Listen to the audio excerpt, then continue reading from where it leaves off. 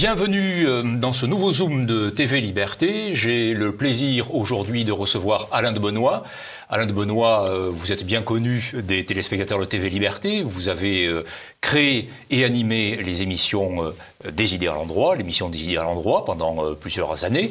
Vous êtes bien sûr philosophe, essayiste, historien des idées. Vous avez publié un très grand nombre d'ouvrages, une centaine je crois, et des milliers d'articles. Vous nous revenez aujourd'hui avec un nouvel ouvrage intitulé L'exil intérieur, carnets intimes. C'est aux éditions Crésis et c'est postfacé par François Bousquet. Exactement. Alors, les lecteurs qui vous connaissent, Alain de Benoist, seront sans doute surpris en découvrant cet ouvrage par sa facture. Vous qui êtes l'homme des longs développements, du développement des raisons, vous avez choisi de publier des textes brefs, des apophthegmes, des aphorismes, des fusées, dirait Baudelaire. J'ai eu le sentiment, vous lisant, que l'on avait à la fois des fusées et un cœur mis à nu. Mon cœur mis à nu, ce sont des carnets intimes. Ça fait une double surprise. Alain de Benoist, des carnets intimes, et une forme brève ou discontinue, diriez-vous plus précisément. Pour quelle raison ce double choix d'écriture et de publication? C'est un choix qui s'est imposé à moi, tout simplement. Vous avez raison, ce n'est pas dans ma manière de faire. D'abord parce que je suis quelqu'un qui a eu beaucoup de mal à écrire « je ». Beaucoup d'écrivains adorent se regarder le nombril et dire je, même quand ils utilisent un autre mot. Moi, c'est pas du tout mon cas. Et puis, il se trouve qu'il y a quelques années, j'ai publié aux éditions Bernard de Fallois un livre de mémoire, tout simplement, qui vient d'ailleurs d'être réédité également chez Crésis, qui s'appelle Mémoire vive. Et là, bon, il a bien fallu que je parle de moi et que j'utilise le mot « je ». Et puis, il se trouve par ailleurs que, tout à fait en marge de mes travaux habituels, les revues, les livres, etc., comme pas mal de gens, de temps en temps, il y a une idée qui me passe par la tête, une chose que je lis et que je voudrais noter pour la retenir, une réflexion qui surgit dans ma tête dans n'importe quelle circonstance, et je les note. C'est la seule chose d'ailleurs que j'écris à la main. Je les note, je les ai notés pendant 10, 20, 30, 40 ans. Ça s'est accumulé, et puis je me suis dit, je vais revoir tout ça pour voir si, au fond, il n'y a pas des choses publiables. Où l'on pourrait peut-être lire des matériaux bruts de ce qui ensuite va devenir un livre, ou pas du tout. Ou non, des choses que j'ai voulu retenir et noter, ou des choses que je pense ou que j'ai pensé, parce que ça a pu varier avec le temps, c'est normal, et qui ont toutes comme un point dénominateur que ça vient quand on ne s'y attend pas. Ouais. Hein. C'est un peu comme, j'utilise la comparaison, noter des idées là qui passent, c'est un peu comme chasser les papillons. Faut avoir le filet là, et sinon 2 heures après, on a déjà oublié. Ouais. C'est un peu comme les rêves. Hein. Quelquefois, on fait des rêves, ça fait extraordinaire, on se réveille, on se raconte le rêve, puis 1 heure après, ça s'est dissipé. Et finalement, on se dit, oui, je fais un rêve, j'ai oublié ce que c'était. Bon. C'est un peu le cas. Alors, quel est l'intérêt? Je dirais que c'est un genre qui ne m'est pas propre, évidemment. Bien des auteurs ont noté des pensées avant moi. Pour prendre des exemples illustres, ça commence déjà avec Marc Aurèle. Hein. Et Marc Aurèle, d'ailleurs, je ne me compare pas à Marc Aurèle, bien entendu, même si j'ai beaucoup de sympathie pour cet empereur. Vous le citez d'ailleurs. Mais oui, le livre de Marc Aurèle s'appelle « Penser pour moi-même ». J'aurais aimé pouvoir utiliser ce titre, parce que quand j'écris un livre, c'est quand même un peu pour les autres, évidemment, pour leur dire, à mon avis, ce que je pense, comment ils devraient peut-être eux-mêmes penser, etc. Là, ce sont des pensées pour moi-même. Hein. Je n'étais pas sûr que je le publierais. Qu'est-ce qui vous a décidé? Il y a eu d'abord l'amicale pression, comme on dit, d'un certain nombre de mes proches, d'amis qui m'ont dit « Oh, écoute, tu dois le publier ».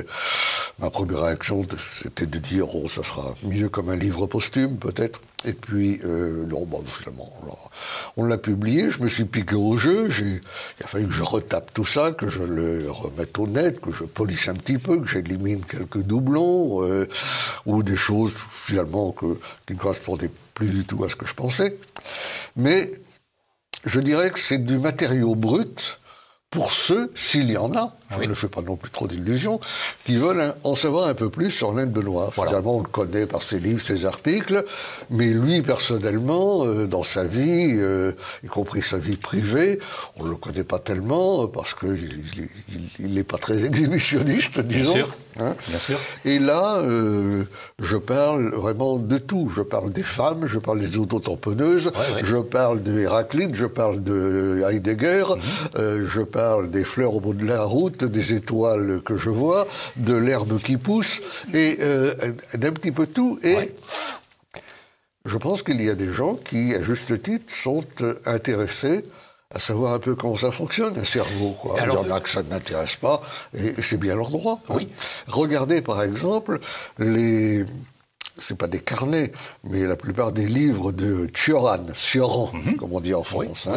Cioran, de l'inconvénient d'être né, toutes ces choses qu'il a fait qui sont admirables, des livres parus chez Gallimard, c'est souvent des petits aphorismes comme ça, et on voit que ça a tourné dans sa tête avant qu'il le note. Bon, c'est un petit peu dans ce, je ne dis pas dans ce style, mais dans cette manière. Voilà.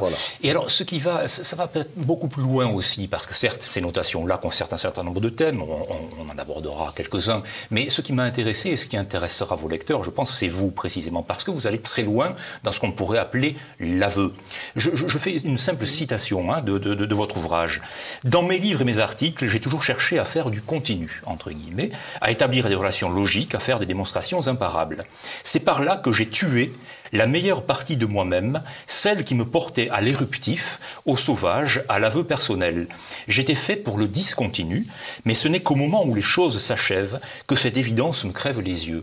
Il y a une autre citation également comparable. On peut rester un instant sur ces mots, si vous voulez. On peut rester intégralement sur celle-ci. Effectivement, tout ça relève de l'aveu, et surtout d'une personnalité qui est vraiment multifacette. Voilà. C'est votre dieu d'élection, c'est Janus. C'est Janus, bien sûr.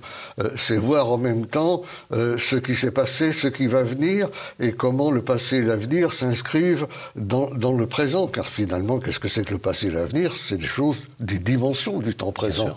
Quand on était dans le passé, c'était encore le présent. Et quand on sera dans l'avenir, ça sera encore le présent. On m'avait souvent demandé, enfin à plusieurs reprises, si je préférais Monterland ou Céline. Alors, il faut savoir déjà que Monterland et Céline se détestaient cordialement. Et Céline appelait Monterland buste à pattes. Oui, c'est le buste à pattes. Et pour Monterland, Céline, c'était vraiment un peu le caniveau.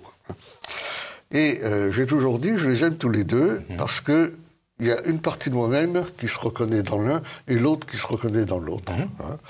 Le grand style classique, très apollonien, on va encore retrouver un autre couple bien connu, me plaît immensément, et en même temps, je sais qu'il y a aussi le côté dionysiaque qui voit les choses autrement, qui se bride parfois trop parce qu'il veut être trop pédagogue.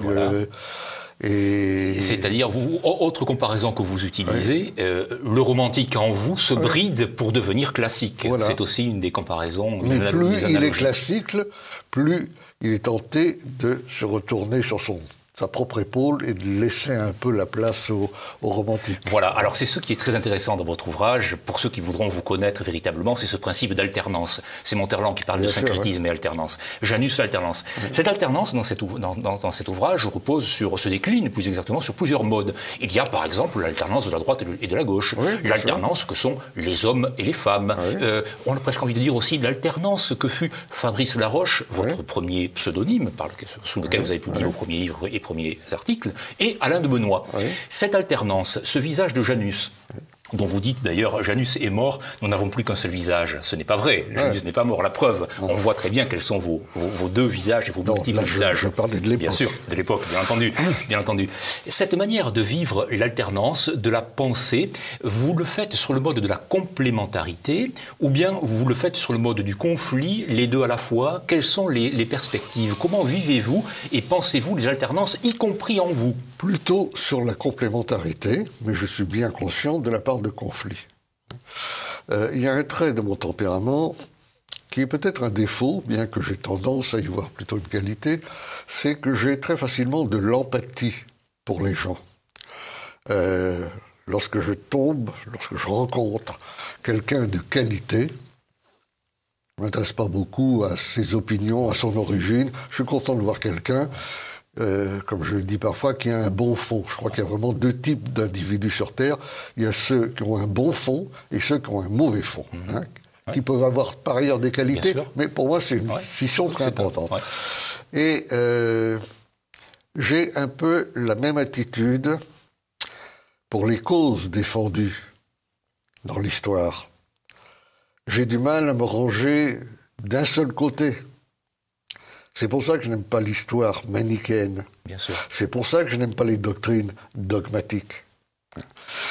Donc vous voyez, tout ça se tient d'une certaine manière, et j'ai coutume par exemple de dire que, ma spécialité étant quand même un peu l'histoire des idées, que au fond, dans toute théorie, toute doctrine, la plus ridicule, la plus fausse, la plus détestable qui soit, je crois qu'il y a toujours un noyau de vérité. Et le rôle de l'historien des idées, c'est peut-être aussi de déceler ce noyau de vérité. C'est pour ça que je n'ai pas beaucoup d'atomes crochus avec les gens qui fonctionnent sur des préjugés. Touche pas à ça, c'est pas nos idées, c'est pas nous, faut pas aller voir. Moi, dès qu'on me dit faut pas aller voir, non, je vais tout de suite, évidemment. Bien sûr. Et ça, c'est très révélateur de votre personnalité et du fond, et du bon fond, si j'ose dire, de votre personnalité. Je me suis amusé à relever deux formules qui, peut-être à votre corps défendant, je ne sais pas, en tout cas, peut-être n'en avez-vous pas conscience, mais qui reviennent, et qui sont très significatives. Et elles reviennent d'ailleurs lorsque vous parlez dans vos entretiens. Les formules, voilà, là. Ce n'est évidemment pas la même chose, c'est très différent, ce n'est pas tout à fait la même chose. De quoi que vous parliez. Vous êtes un homme de la nuance, Alain de Benoist. On ne le sait pas, vous êtes évidemment caricaturé, vous êtes victime évidemment. Je n'aime que les nuances. Vous n'aimez que les nuances, c'est ça. Nietzsche, désolé, je ne suis pas encore un grand parrain, disait, et il l'écrivait en français, « Je suis nuance, malheur à moi ». Malheur à moi, je suis nuance. Absolument. Oui, j'aime les nuances et je les recherche en même temps. J'ai écrit, je ne sais pas si c'est là, peut-être là-dedans, il n'y a pas de synonyme. Un dictionnaire des synonymes devrait avoir des pages blanches. Parce qu'en réalité, quand vous regardez un dictionnaire des synonymes, il y a toujours une petite nuance qui explique que les deux mots ou les deux expressions existent. Oui, et alors dans ce registre-là, prenons le cas de l'alternance sur le plan politique, droite-gauche, notion sur lesquelles vous avez beaucoup réfléchi. Vous avez coutume de dire que vous êtes un homme qui avait des idées de gauche et des valeurs de droite. Là aussi, c'est une illustration de votre façon de procéder. C'est un discours de la méthode, au fond. C'est révélateur de l'homme que vous êtes et du penseur que vous êtes. C'est vrai. Vous savez, il y a ces gens en Allemagne qu'on appelle les gens de gauche de la droite, et vice-versa. J'ai toujours été gêné par le fait que les gens de gauche n'ont aucune culture de droite et que les gens de droite n'ont en général aucune culture de gauche. Pour moi, c'est vraiment, comme disait Ortega y Gasset, c'est vraiment l'hémiplégie. Il faut avoir les uns et les autres.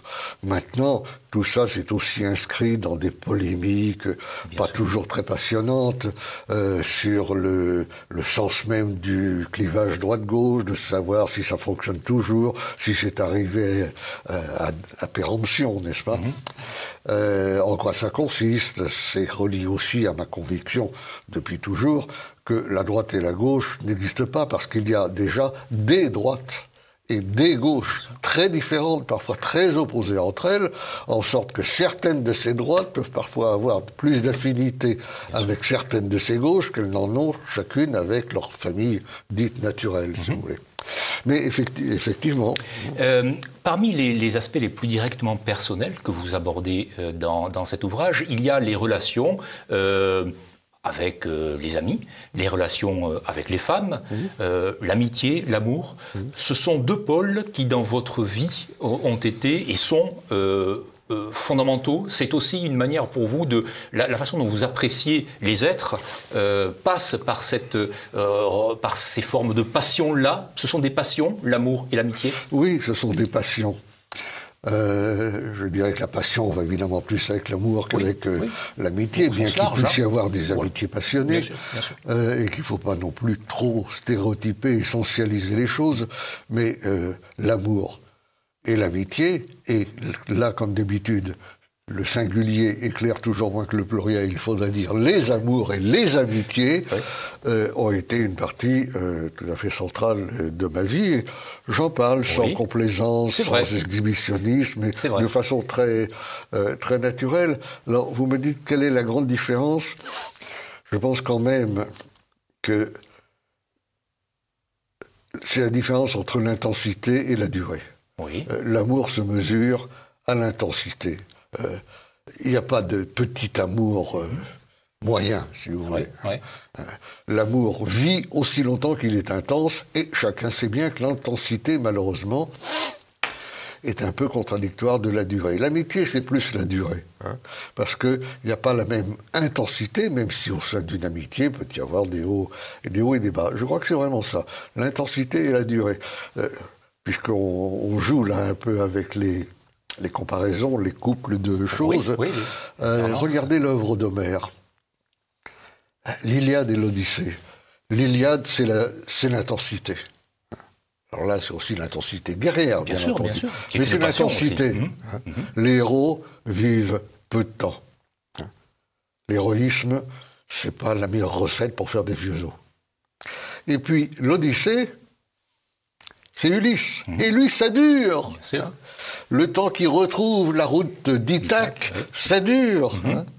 Pour moi, c'est un petit peu ça. Vous voyez, vous avez d'un côté l'intensité et la durée. Alors, l'idéal, ça serait les deux en général, c'est-à-dire d'avoir l'un et l'autre. Disons, quand dans sa vie, on a déjà eu des amours intenses et des amitiés durables, c'est déjà une très belle chose. Quelle importance, Alain de Benoist, accordez-vous à la psychologie au sens très large? Je pensais, vous lisant aussi, parce que vous avez une veine nietzschéenne, y compris dans la forme, bien sûr. Nietzsche disait que Stendhal était un grand psychologue, que c'était le psychologue par excellence, qu'il entendait aussi d'ailleurs au sens de moraliste. Vous avez cité Sioran. Est-ce que c'est une veine dans laquelle vous vous reconnaissez également? Oui, je pense, oui. La psychologie m'a toujours beaucoup passionné. Et aussi, parallèlement à la psychologie, des choses comme la morphopsychologie, des choses comme les caractérologies qui remontent à l'Antiquité et qui permettent de retracer les affinités tempéramentales, etc., etc. Pour la petite histoire, ça je crois qu'il y a très peu de gens qui le savent, dans les années 70, 80, j'avais un peu besoin de gagner un peu plus d'argent que je n'en avais, ce qui est une situation assez commune. Et j'ai eu l'idée, qui était assez folle d'ailleurs, d'ouvrir un cabinet de psychologie clinique. De reprendre des études de psychologie, de faire un doctorat de psychologie clinique, et ensuite d'ouvrir un véritable cabinet. J'ai laissé tomber au bout d'un an, parce que je me suis aperçu que c'était absolument incompatible avec tout ce que j'avais à faire par ailleurs, mais c'est une anecdote, une sorte de rêve avorté dont je vous fais part, parce qu'il me paraît répondre à votre question. Parfaitement. Et dans cette exploration de la psyché, y compris de la vôtre, la psychanalyse a-t-elle, freudienne en particulier, parce que ça vous arrive de citer Freud, quel crédit lui accordez-vous? Moi, j'ai fréquenté beaucoup d'antifreudiens frénétiques.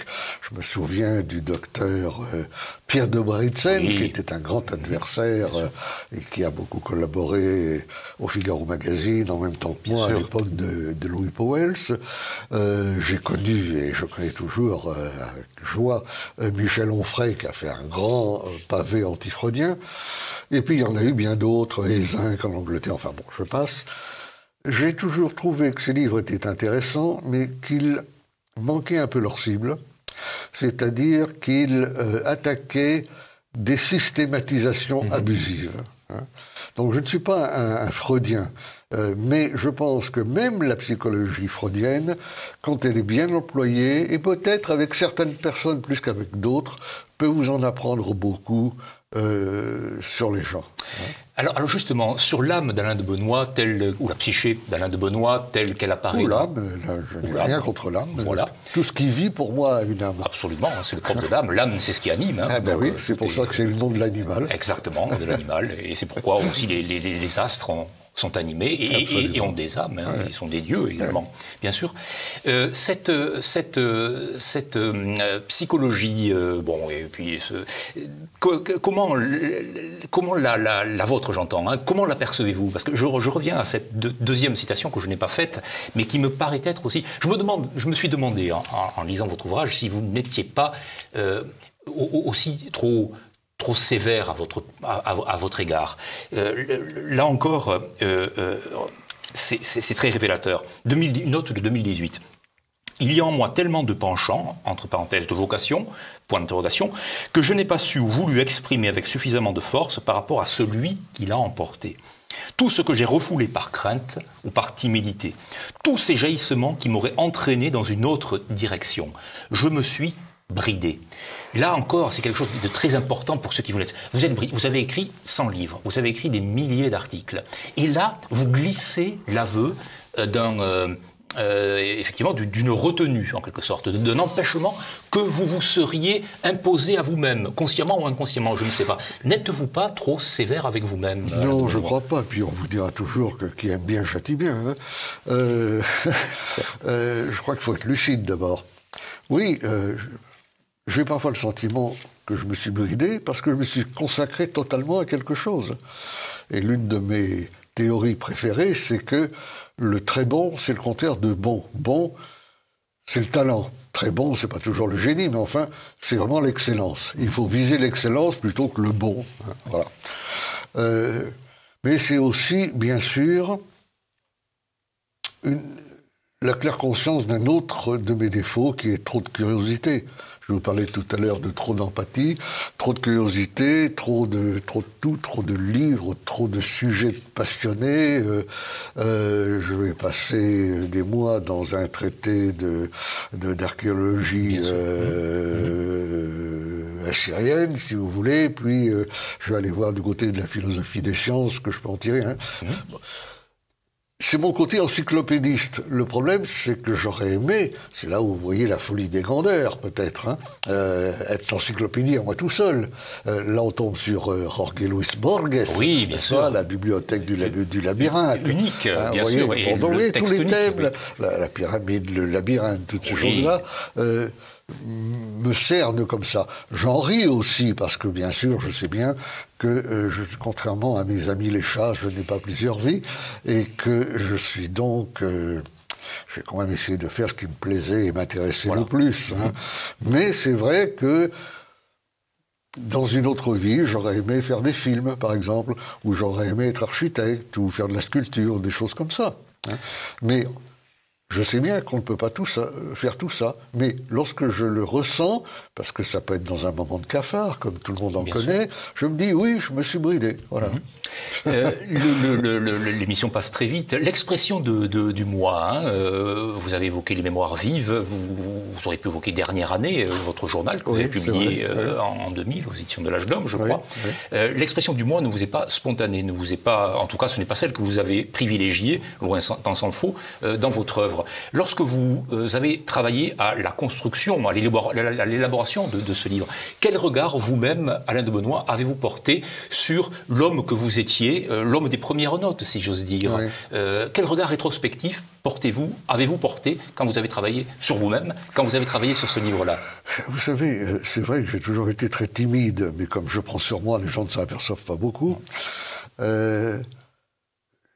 J'étais petit, j'avais 10 ans, 12, 11 ans, j'écrivais des pièces de théâtre, des scénettes, des petites nouvelles, des poèmes, des choses comme ça valait pas un clou sans doute, mais bon, comme on dit, on va s'éveiller une vocation, etc., etc.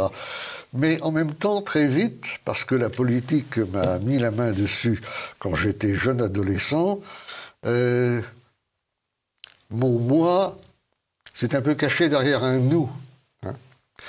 J'ai voulu bâtir une doctrine pour nous, pour nos idées, pour notre communauté. Et je crois que c'était bien de le faire. Mais en continuant mon itinéraire, j'ai aussi vu la vanité du nous. Parce que ce nous, finalement, c'est un jeu de majesté. Hein. C'est toujours un individu qui parle. Quand il dit nous, ben, c'est bien, ça peut tomber juste ou pas tomber juste. Bien sûr. Donc, au fur et à mesure que je progressais, le je, le moi, est redevenu plus présent à moi-même qu'il n'était auparavant. Je me le suis réapproprié comme on se réapproprie son être, si vous voulez. Et sur le tard, ben voilà, ça donne l'exil intérieur, un titre qui finalement dit bien ce dont il s'agit dans la prise de distance, un peu à la façon de l'anarque de Junger. Notre ami Pierre Gripari avait publié un livre très drôle qui s'appelait « Un martien en exil », je crois. Bon, moi, je ne suis pas un martien, mais je suis quand même en exil aussi. Eh bien, merci beaucoup, Alain de Benoît. J'encourage vivement, bien sûr, les téléspectateurs de TV Liberté à vous découvrir sous un aspect bien différent de celui qu'il est coutumier de connaître pour ceux qui vous lisent.